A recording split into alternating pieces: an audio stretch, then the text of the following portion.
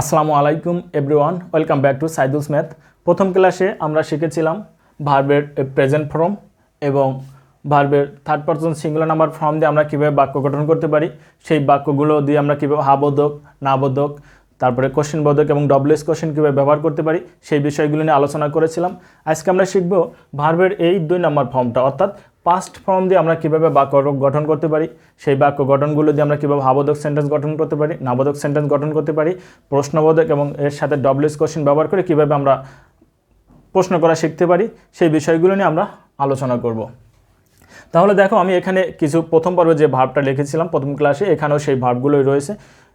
তোমরা চাইলে ভার্বগুলো পরিবর্তন করে নিতে পারো। যেমন গো হলো প্রেজেন্ট ফর্ম, আর পাস্ট ফর্ম হলো ওয়েন্ট, পাস্ট পার্টিসিপল ফর্ম হলো gone, third person singular number form হলো গোজ, আর প্রেজেন্ট পার্টিসিপল ফর্ম অর্থাৎ ভার্বের সঙ্গে আইএনজি যুক্ত করলে যে ফর্মটা হয় সেই ফর্মটাকে বলা হয় প্রেজেন্ট পার্টিসিপল ফর্ম, আর ভার্বের সাথে এস বা ইয়ের যোগ করলে যে ফর্মটা হয় সেই ফর্মটাকে বলা হয় third person singular number form.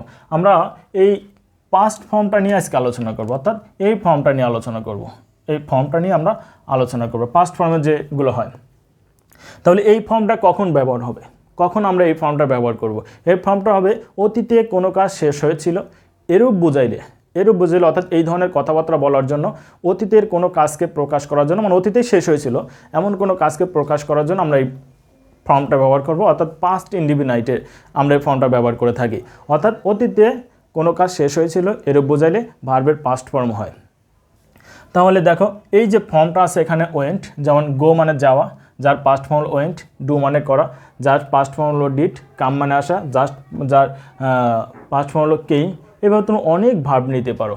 মজার একটা বিষয় হলো, দেখো এখানে আমি ওয়েন্ট লিখলাম, WENT ওয়েন্ট লিখলাম। মজার একটা বিষয় হলো, এই যে ওয়েন্ট যে আমি লিখলাম,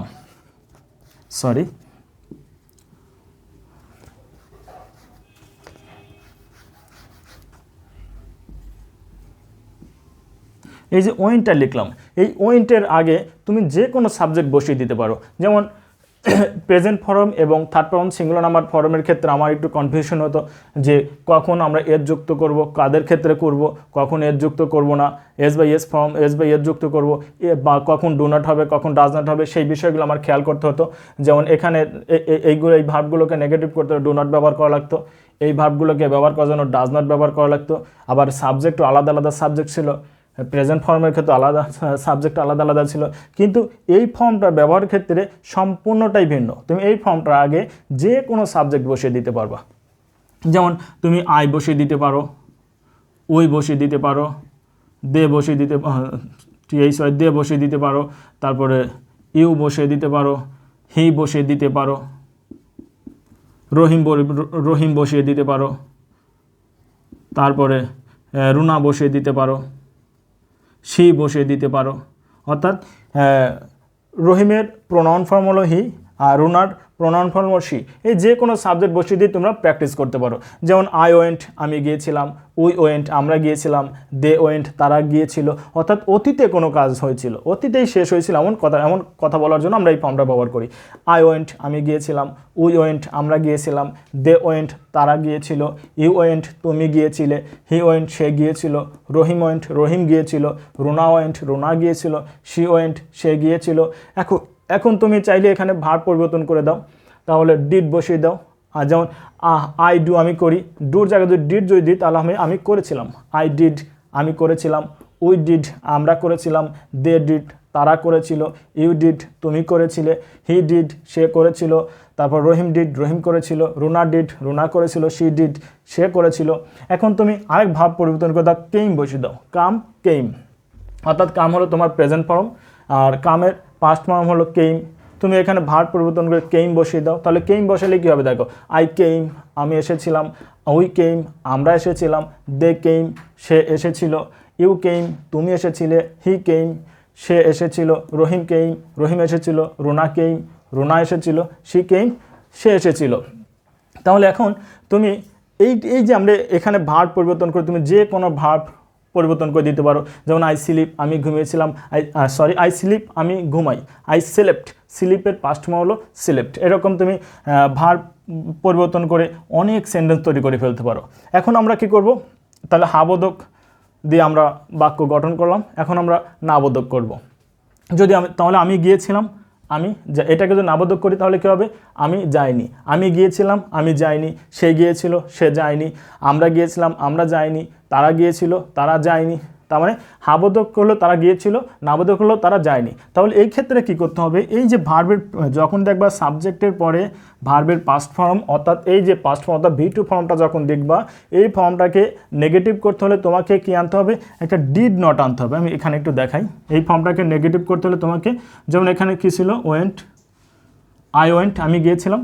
যখনই দেখবা সাবজেক্টের পরে ভার্বের পাস্ট ফর্ম আছে, সেই পাস্ট ফর্মকে নেগেটিভ করতে হলে তোমাকে কি করতে হবে?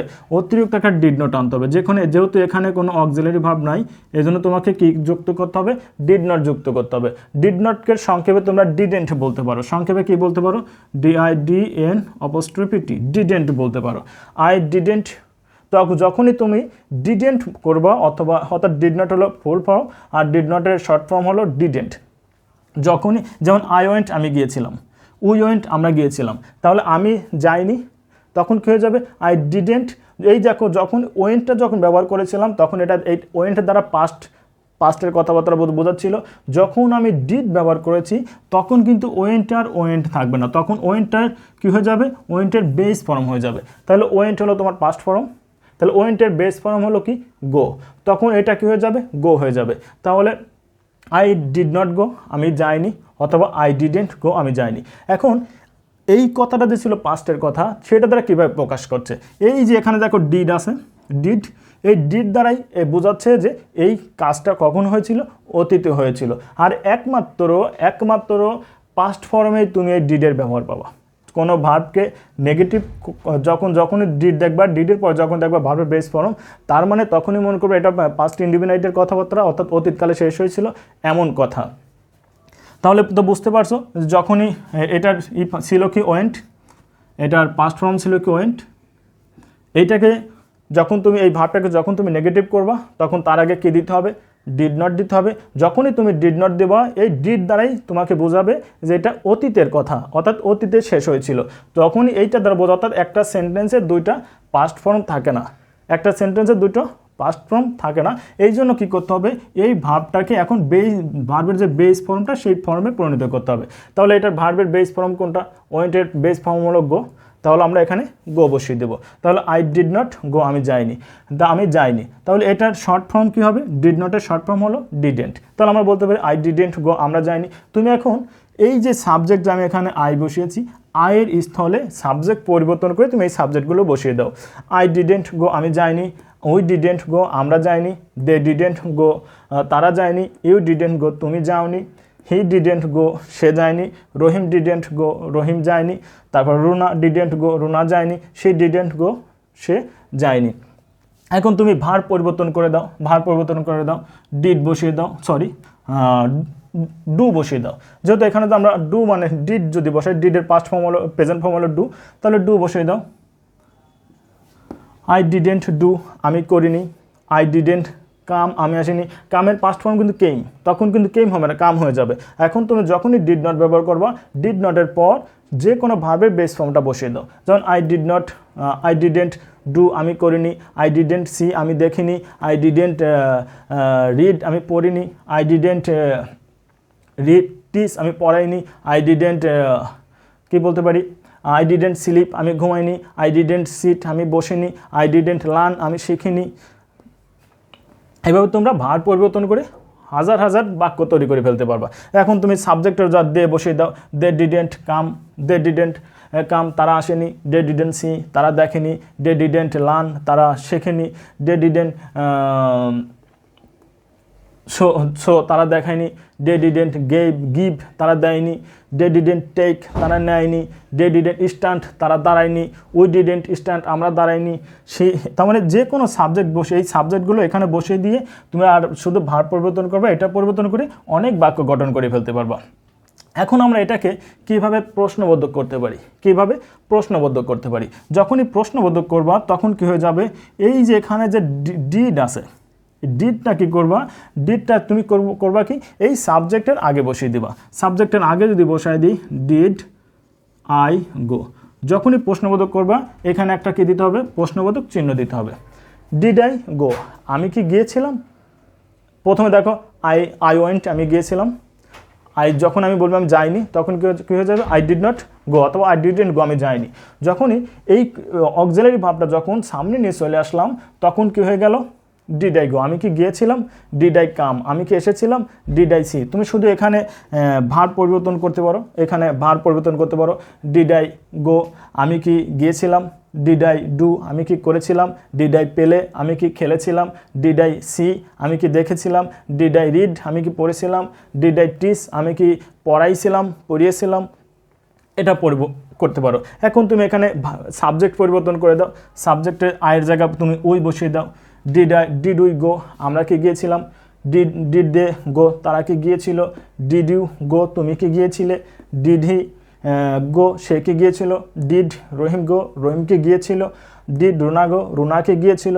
ডিড শি গো, সে কি গিয়েছিল। এখন ভার্ব পরিবর্তন করে দাও, কাম বসিয়ে দাও, বা যে কোনো ভার্বের বেস ফর্মটা বসিয়ে দিলে হয়ে যাবে। এখন দেখো যখনই এটাকে প্রশ্নবোধক হয়ে গেল, তখন এই প্রশ্ন, একটু এই পাশে লিখি, ডিড আই গো।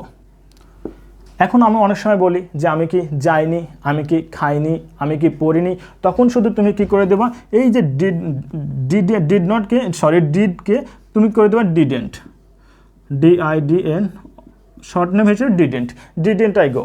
আমি কি গিয়েছিলাম না, আমি কি খেয়েছিলাম না, আমি কি পড়েছিলাম না, আমি কি দেখেছিলাম না, তা আমরা কি দেখেছিলাম না, আমরা কি গিয়েছিলাম না, এইভাবে বসিয়ে দিতে পারো। যখন তুমি রিটেনে লিখবে তখন কিন্তু নটটাই এখানে বসিয়ে দেবা, ডিড আই নট গো। খাতা যখন লিখবে তখন। আর কথা বলার ক্ষেত্রে এইভাবে তোমরা ইউজ করবা। এখন দেখো এখানে কি হলো, ডিড আই গো, আমি কি গিয়েছিলাম।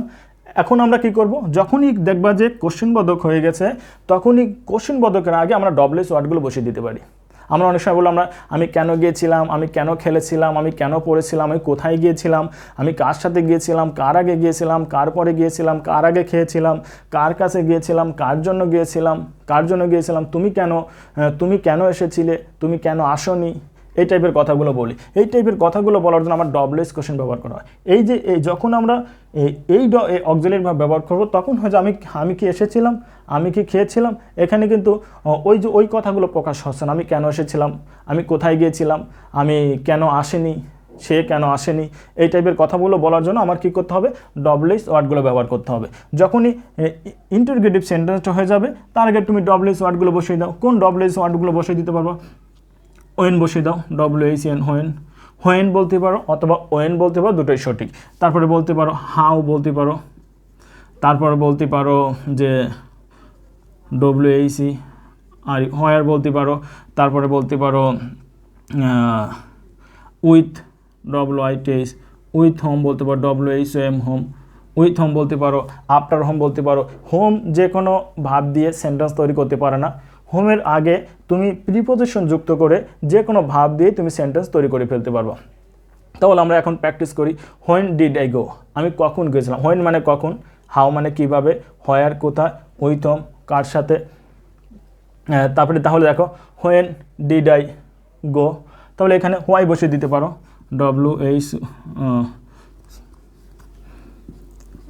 WHY, হোয়াই বসিয়ে দিতে পারো। তাহলে এখানে দেখো হোয়েন ডিড আই গো, আমি কখন গিয়েছিলাম। হোয়েন ডিড আই পেলে, আমি কখন খেলেছিলাম। হোয়েন ডিড আই সি, আমি কখন দেখেছিলাম। হোয়েন ডিড আই লার্ন, আমি কখন শিখেছিলাম। হোয়েন ডিড আই সিট, আমি কখন বসেছিলাম। হোয়েন ডিড আই সে, আমি কখন বলেছিলাম। এখন তুমি এইটা বসে দাও, আমি কিভাবে বলেছিলাম। আমি হাউ মানে কিভাবে, আমি কিভাবে গিয়েছিলাম। হাউ ডিড আই গো, আমি কিভাবে গিয়েছিলাম। হাউ ডিড আই কাম, শুধু এই যে ভাবটা পরিবর্তন করে দাও, শুধু ভাবটা পরিবর্তন করে দাও। হাউ ডিড আই কাম, আমি কিভাবে এসেছিলাম। হাউ মানে কিভাবে, আমি কিভাবে এসেছিলাম, আমি কিভাবে পড়েছিলাম, আমি কিভাবে পড়িয়েছিলাম। তারপরে এখন এটা বসিয়ে দাও, হোয়ার ডিড আই গো, আমি কোথায় গিয়েছিলাম। হোয়ার ডিড আই সি, আমি কোথায় দেখেছিলাম। হোয়ার ডিড আই লার্ন, আমি কোথায় শিখেছিলাম। হোয়ার ডিড আই সিট, আমি কোথায় বসেছিলাম। হোয়ার ডিড আই স্ট্যান্ড, আমি কোথায় দাঁড়িয়েছিলাম। এটা বলতে পারো। তারপর দেখো উইথ হোম, এখন এই যে উইথ হোম বসিয়ে দাও, আর বাদ বাকিগুলো সব ঠিক থাকবে, শুধু ভার্ব পরিবর্তন করে তুমি অনেক সেন্টেন্স তৈরি করতে পারো। With home did I go আমি কার সাথে গিয়েছিলাম, উইথম ডিড আই কাম আমি কার সাথে এসেছিলাম, উইথম ডিড আই সি আমি কার সাথে দেখেছিলাম, উইথম ডিড আই রিড আমি কার সাথে পড়েছিলাম, উইথম ডিড আই টিস আমি কার সাথে পড়িয়েছিলাম। এভাবে তোমরা বসিয়ে দিতে পারো। তারপরে এখন দেখো হোয়াই বসিয়ে দাও, হোয়াই। তারপরে এখানে তোমরা চাইলে যে উইথ প্রিপোজিশন চেঞ্জ করে দিতে পারো। যেমন উইথ হোম কার সাথে, টু হোম কার কাছে, বিফোর হোম কার আগে, আফটার হোম কার পরে, আন্ডার হোম কার অধীনে, টু হোম কার কাছে। যদি আমি বলি কার কাছে এসেছিলাম তাহলে কী হবে, to home did I go আমি কার কাছে এসেছিলাম। তাহলে before home did I go আমি কার আগে এসেছিলাম, কার আগে খেয়েছিলাম। তারপরে কার আগে, before home did I eat আমি কার আগে খেয়েছিলাম। শুধু ভার্ব পরিবর্তন করে তোমরা অনেক বাক্য গঠন করে ফেলতে পারবা। এখন আমরা হোয়াই ব্যবহার করি, আমি কেন এসেছিলাম, হোয়াই ডিড আই গো। যখনই তোমার আবারও বলছি, যখনই ইন্টারোগেটিভ সেন্টেন্স হবে, ওই ইন্টারোগেটিভ সেন্টেন্সের আগে তোমরা এই ডব্লিউএস ওয়ার্ডগুলো বসাবা, মনে থাকবে। আর তাহলে দেখো হোয়াই ডিড আই গো আমি কেন এসেছিলাম, আমি কেন গিয়েছিলাম, হোয়াই ডিড আই কাম আমি কেন এসেছিলাম, হোয়াই ডিড আই সি আমি কেন দেখেছিলাম, হোয়াই ডিড আই সি আমি কেন বলেছিলাম, হোয়াই ডিড আই রিড আমি কেন পড়েছিলাম।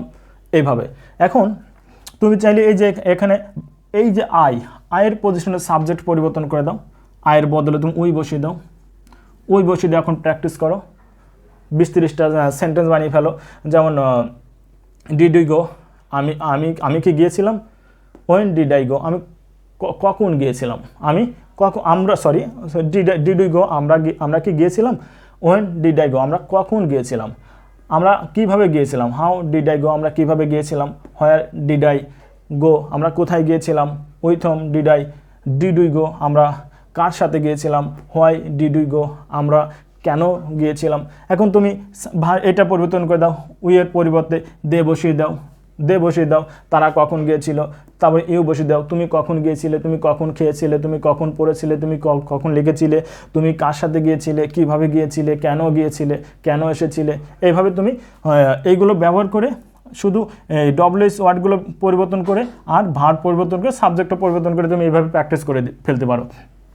এখন যদি আমরা বলি তুমি কেন আসনি, প্রথমে কোশ্চেন কী বলেছিলাম যে কোশ্চেন বোধক থাকবে। এই যে দেখো যে কি এইটা দিয়ে দেখাই, প্রথমে ছিল কি আই ওয়েন্ট আমি গিয়েছিলাম, আমি যাইনি, তাহলে আই ডিডেন্ট গো, ওয়েন্টটা তখন আর ওয়েন্ট থাকবে না, তখন গো হয়ে যাবে। তার কারণ এই ডিডি তোমাকে বলে দিচ্ছে যেটা অতীতে কাজ শেষ হয়েছিল। যখন কোশ্চেন করবো তখন কী হয়ে গেছিল, ডিড আই যে আমি কি গিয়েছিলাম না, ছিল কি ডিডেন্ট আই গো, আমি কি গিয়েছিলাম না। এখন এই যে ডিডেন্ট আমরা যখন বলবো আমি কেন গিয়েছিলাম তখন ডব্লিউএস ওয়ার্ড বসিয়ে দাও, আমি কোথায় গিয়েছিলাম না, আমি কেন গিয়েছিলাম না, হোয়াই ডিডেন্ট আই গো আমি কেন গিয়েছিলাম না, হোয়াই ডিডেন্ট উই গো আমরা কেন গিয়েছিলাম না। বুঝতে পারছো, কেন এসেছিলাম না। এইভাবে তোমরা এখানে ডব্লিউএস ওয়ার্ড পরিবর্তন করে আর সাবজেক্ট অথবা এটা পরিবর্তন করে এই স্ট্রাকচারের মধ্যে যেভাবে তোমরা বলতে পারবা, তোমাদের যে বাক্যটা বলার প্রয়োজন সেই বাক্যটা তোমরা এক ভাবটা পরিবর্তন করে তোমরা এইভাবে হাজার বাক্য তৈরি করে ফেলতে পারবে। আশা করি তোমরা বুঝতে পারছো।